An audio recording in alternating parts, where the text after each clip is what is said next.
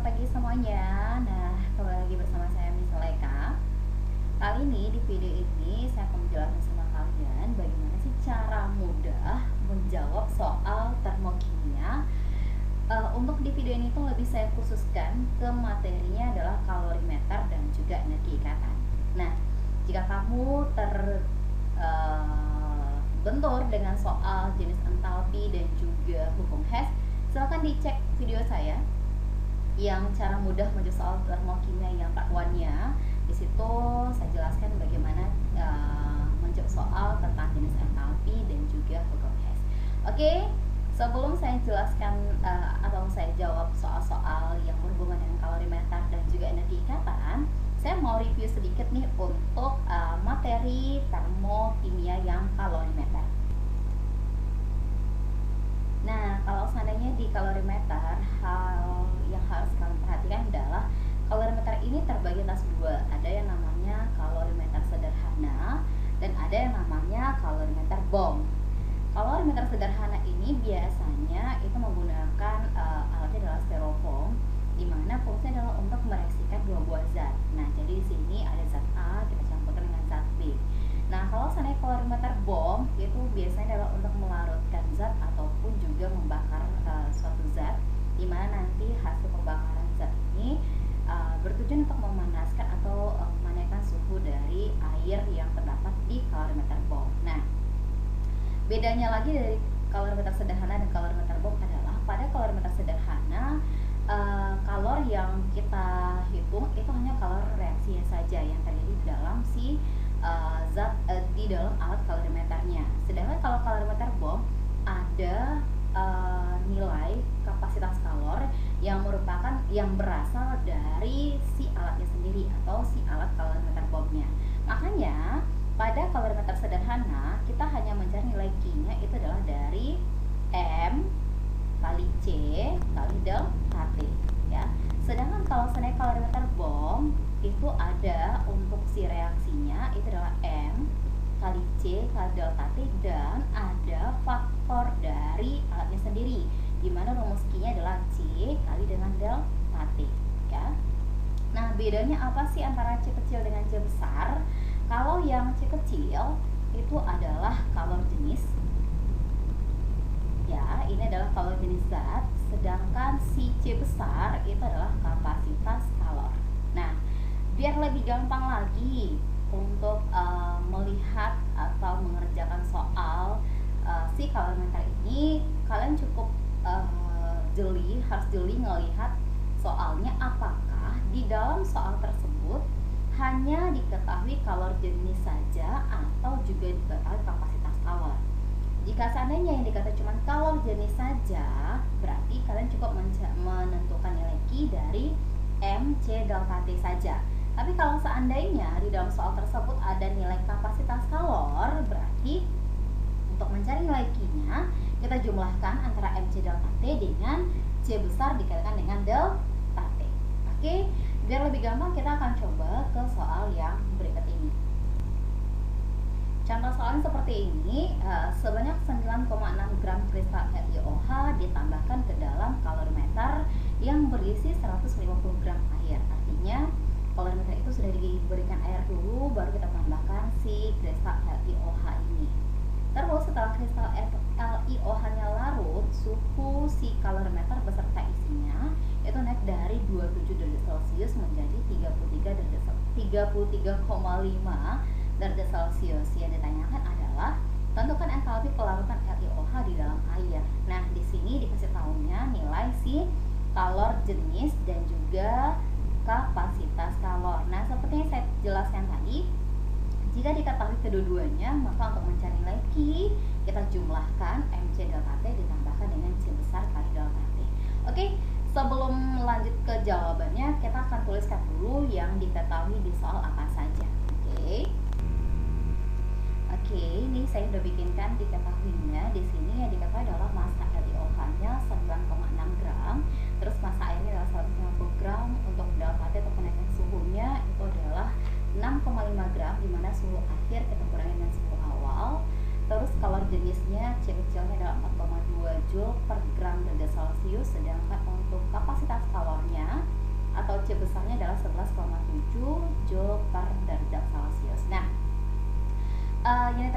delta H-nya. Nah, seperti yang saya bilang tadi, kalau seandainya C kecil dan C besar diketahui, berarti kita harus cari nilai Q dulu. Q sama dengan M kali C kali delta T ditambah dengan C besar kali dengan delta T. Kita tinggal masukkan angkanya ya. M kita, karena di sini kan kita menjumlahkan nih, artinya si air memang dijumlahkan ke, maksudnya si LiOH dijumlahkan ke si air. Berarti kita jumlahkan masanya. Di sini berarti 9,6 ditambah dengan 150. Oke, kita kali dengan C-nya adalah 4,2 dikali dengan delta T-nya adalah 6,5. Ini untuk yang si MC delta T. Terus nanti kita tambahkan dengan C besar kita adalah 11,7 dikali dengan 6,5 dari Celsius ya. Oke, kita hitung angkanya dulu. Di sini didapat. Oke, di sini dihasilkan nilai Q kita itu adalah 4.433,13 Joule ya. Ini hasil pencarian dari MC delta T ditambahkan dengan C besar kali delta T. Nah, ini yang mau kita rubah ke kilojoule, karena biasanya ya delta H itu satunya adalah kilojoule per mol. Kita cari dulu untuk kilojoule-nya, berarti tinggal dibagi 1000 saja, jadi adalah 4,433 kilojoule. 1/3-nya nggak saya masukkan lagi karena terlalu kecil ya angkanya. Nah, ini yang baru kita dapatkan baru sih kalor saja. Sedangkan untuk mencari nilai delta H, kita harus dapatkan nilai molnya. Nah, untuk nilai mol massa siapa sih harus kita gunakan? Yang digunakan hanya massa si LiOH saja. Kenapa seperti itu? Yuk, saya akan bikinkan reaksinya untuk kalian. Di sini saya tuliskan LiOH dalam bentuk kristal, berarti dia fasanya solid. Saat kita larutkan ke dalam air, airnya nggak bakal bereaksi dengan si LiOH. Dia hanya massanya hanya bercampur saja, tapi yang akan menjadi si larutan LiOH tetap si senyawa itu sendiri. Seperti ini, Aki tetap si LiOH-nya. Makanya untuk mencari nilai mol itu sama dengan massa per mR. Nah, tinggal kita masukkan angkanya. Massa si LiOH itu adalah 9,6 gram. mR-nya Li itu, oke, kita cari dulu yuk mR dari si LiOH. Oke, untuk mR si LiOH, Li itu AR-nya adalah 7, kalau si O adalah 16 dan si H adalah 1. Kalau kita jumlahkan totalnya adalah 24. Nah, ini kita tinggal cari berapa nilai mol dari si LiOH. Hasilnya adalah mol si LiOH adalah 0,4 mol. Nah, kita udah dapatkan nilai Q-nya, udah dapat nilai molnya. Tinggal cari nilai delta H saja. Untuk mencari nilai delta H berarti rumusnya adalah Q per mol. Kita tulis dulu yuk. Kita cari nilai delta H-nya. Q sama dengan delta H sama dengan, bentar pakai haus dulu ya. Duh, jadi bikin sama ini. Oke, kita cari nilai delta H-nya. Delta H itu sama dengan Q per N. Nah, kita harus tahu apakah delta H-nya ini eksoterm atau endoterm. Nah, dilihat dari mana? Kita lihatnya itu adalah dari si suhunya. Kalau suhunya naik berarti reaksi itu adalah eksoterm. Kalau eksoterm berarti si delta H-nya bertanda negatif ya. Kita bikin aja langsung tanda di sini negatif, tinggal masukin angka. Q kita adalah 4,433, satunya kilojoule. Terus mol yang didapatkan adalah 0,4 mol, sehingga hasilnya adalah min 11,08 kilojoule per mol ya. Ini adalah untuk kita mencari soal yang seperti diketahui di sini. Oke. Nah, Miss akan coba jelaskan untuk soal yang kedua. Jadi tetap di video ini ya. Untuk soal yang kedua, di sini kita mau merasakan dua buah zat. Nah, ini menggunakan kalorimeter sederhana. Di sini zat yang digunakan adalah HCl, kita rasakan dengan KOH dengan konsentrasi dan volume yang sudah diketahui. Terus di sini dikasih tahu bahwa terjadi kenaikan suhu dari 24 ke 27,6. Nah, ingat ya, kalau kenaikan suhu berarti nanti delta H kita tuh negatif. Kenapa? Karena kalau suhu naik berarti eksoterm. Kalau eksoterm berarti dia adalah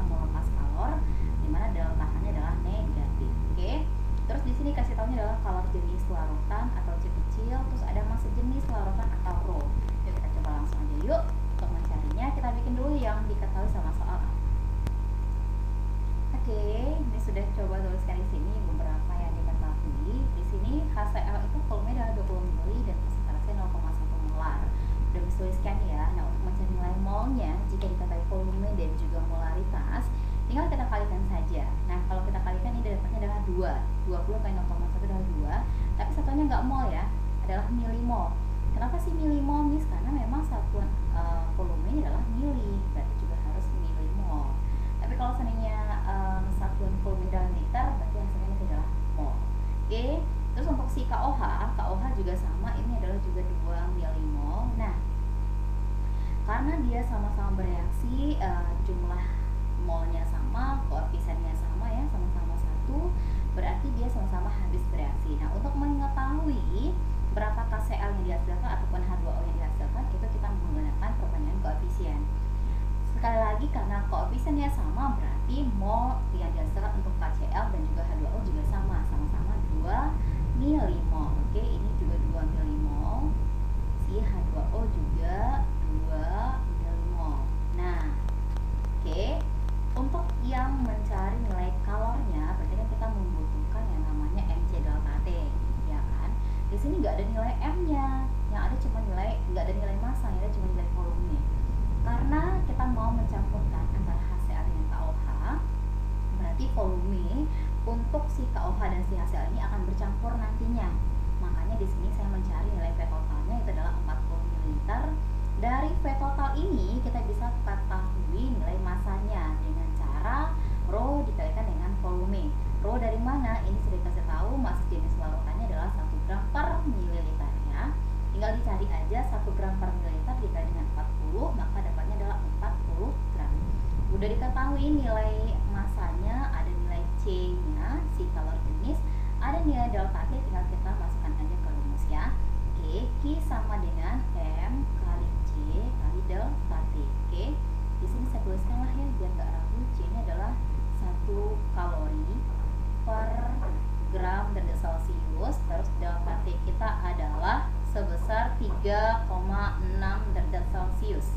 Oke, tinggal kita masukkan aja angkanya. Miss, apakah C-nya harus dalam bentuk joule atau boleh dalam bentuk yang lain? Di sini di kimia nggak ada patokan khusus ya. Jadi tergantung sama soal saja. Karena kalau soalnya mengatakan adalah kalori, ya udah kita tulis kalori, nggak harus dikonversikan ke kilojoule ataupun ke joule ya. Paling nanti ini kita konversi ke kilokalori saja. Karena ya standarnya itu lebih ke kilokalori bukan kalorinya ya. Oke. M-nya adalah 40 gram. Terus C-nya adalah 1 kalori per gram derajat Celcius. Terus untuk si delta T-nya adalah 3,6 derajat Celcius. Ini si derajat Celciusnya kita coret ya. Derajat Celciusnya kita coret. Ini si gramnya juga kita coret karena sama ya. Maka nanti tersisa adalah yang si Q-nya saja. 40 kali 3,6 dapatnya adalah 144 kalori. Oke. Nah, untuk mencari nilai delta H, ini Miss lanjutkan. Untuk mencari nilai delta H-nya. Oke, sebentar. Nah, untuk mencari nilai delta H itu rumusnya adalah Q per N. N yang digunakan N yang mana? Yang netral yang mana?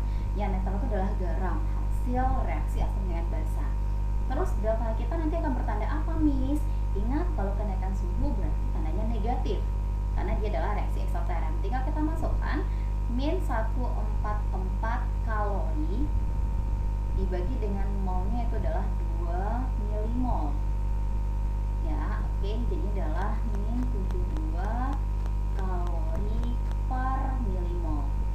Kalau kita jadikan ke kilokalori per mol, itu hasilnya akan tetap sama, min 72 kilokalori per mol. Nah, silahkan nanti dicoba dikonversikan ya, dari kalori ke kilokalori itu kan dibagi 1000 tuh, dari milimol ke mol juga dibagi 1000, sama-sama bagi 1000, yaudah kita tewaskan aja, maka dihasilkan adalah nilai delta H-nya adalah min 72 kilokalori per mol.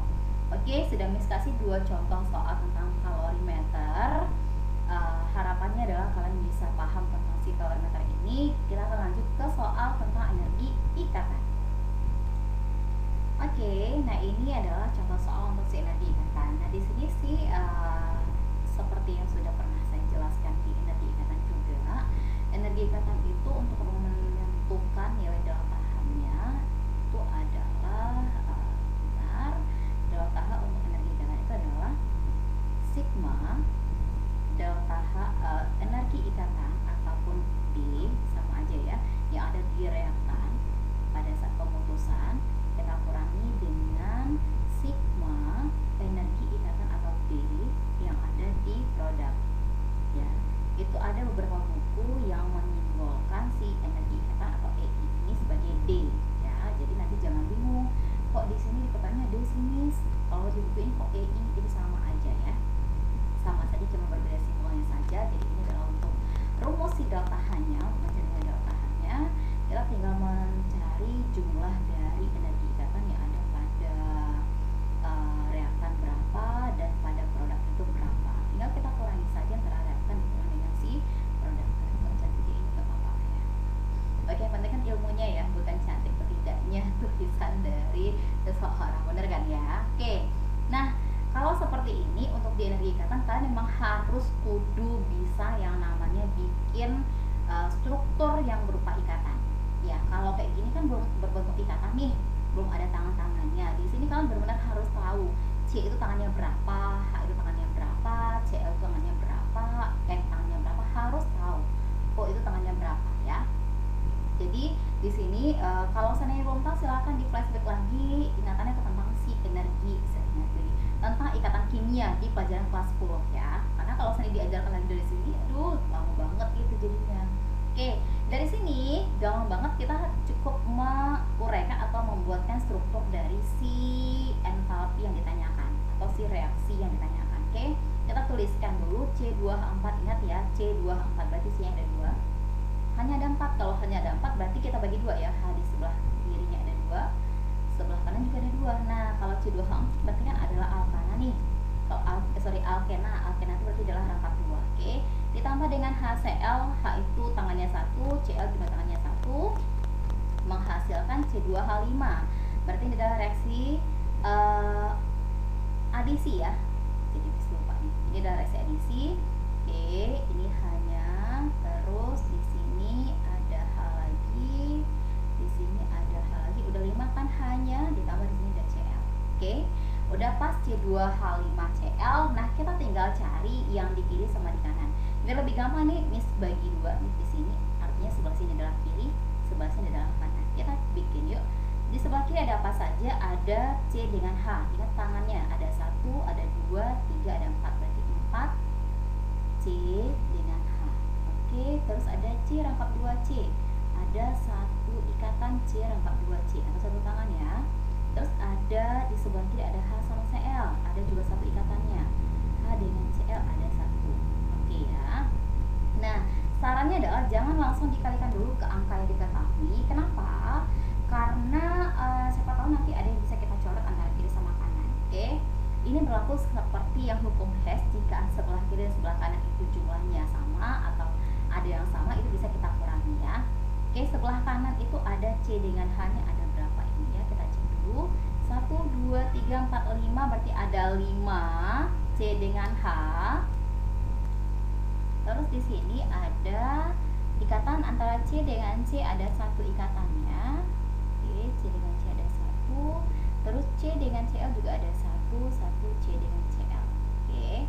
Nah, karena di sini kebetulan ada yang sama nih, 4 ikatan CH dan di sini 5 ikatan CH. Karena ini sama, ini bisa kita kurangi ya. Kita kurangi tentu di sebelah kirinya habis dan sisa sebelah kanannya kalau kita kurangi 4 jadi tinggal 1. Oke. C rangkap 2C di sebelah kanan nggak ada, H dengan Cl sebelah kanan juga nggak ada. Begitu juga dengan C berikatan tunggal dengan C dan C dengan Cl di sebelah kiri juga nggak ada.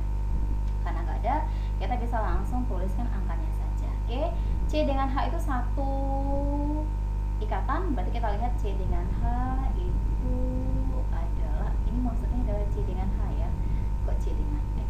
C dengan H nya adalah 99 kakal, oke, 99 kakal. Terus C dengan C nya itu adalah 83. Ini C rangkap 2C ya, aduh ya ampun, ini soalnya agak C dengan C nya itu adalah 83. Oke, terus C rangkap 2C nya adalah 146. Ini soalnya karena copy dari soal sudah ada. C dengan CL nya itu 79, kita tuliskan di sini 79. Terus H dengan CL nya adalah 103. Oke, 103 kita tinggal jumlahkan saja, sebelah kirinya ada berapa? Ini 9, 4, 2. Terus yang sebelah kanannya ada 9 tambah 3 12. 12 tambah 9 itu 21, 2, 10, 19 tambah 7 itu berarti 26 ya, 261. Oke, sudah dapat nilainya. Tinggal kita bikinkan saja, delta H sama dengan yang direaktan adalah sebelah kiri, berarti 249 dikurangi dengan yang di produknya 261. Dan dapatkan hasilnya negatif. Negatif berapakah ini? 11 kurang 9 itu 2, 5 kurang 4 itu 1. Berarti satuannya adalah kilokalori per mol. Kenapa sih ini kilokalori per mol? Ya kan emang diketiknya di sini kilokalori. Kalau kilojoule berarti satuannya juga kilojoule. Oke, kita menyesuaikan saja sih ya. Jadi ini adalah untuk C rangkap 2C ya. Ini soalnya ada sedikit kesalahan. Terus ini adalah C dengan H, terus ini adalah H dengan si CL. Oke. Nah, jadi sebenarnya Miss, apakah kita harus hafal nih nilai ini? Enggak, kalian nggak perlu hafal nilai ini. Kenapa? Karena nanti akan diketahui sama soal. Jadi intinya di dalam energi ikatan itu benar-benar adalah kalian wajib tahu berapa tangan untuk C, berapa tangan untuk H, berapa tangan untuk Cl atau golongan halogen, berapa tangan untuk N, berapa tangan untuk O. Kenapa? Karena itu yang paling sering sekali keluar ya. Jadi harus tahu biar nanti kita bisa tuliskan struktur ikatannya seperti apa. Kalau sering nggak tahu gimana Miss? Itu adalah salah satunya ya, kendalanya dalam situ. Poinnya memang harus membuatkan strukturnya. Oke, memang harus membuatkan strukturnya. Beruntung sekali kalau seandainya soal yang diberikan sama guru itu sudah berbentuk struktur. Jadi tinggal coret-coret saja, tinggal kita bikinkan saja. Tapi kalau belum seperti yang Miss tuliskan di sini, ya harus wajib kita bikin strukturnya dulu. Oke, terima kasih untuk hari ini Miss sudah berikan soal tentang kalorimeter dan juga fisik energi ikatan. Harapannya adalah kalian bisa paham tentang kalorimeter dan juga energi ikatan. Sampai berjumpa di video pembelajaran berikutnya. Semoga kita semua diberi kesehatan sehingga masih bisa ketemu walaupun secara virtual seperti ini. Thank you untuk waktunya. Terima kasih terima kasih sekali lagi. Kita jumpa lagi. Bye bye semuanya.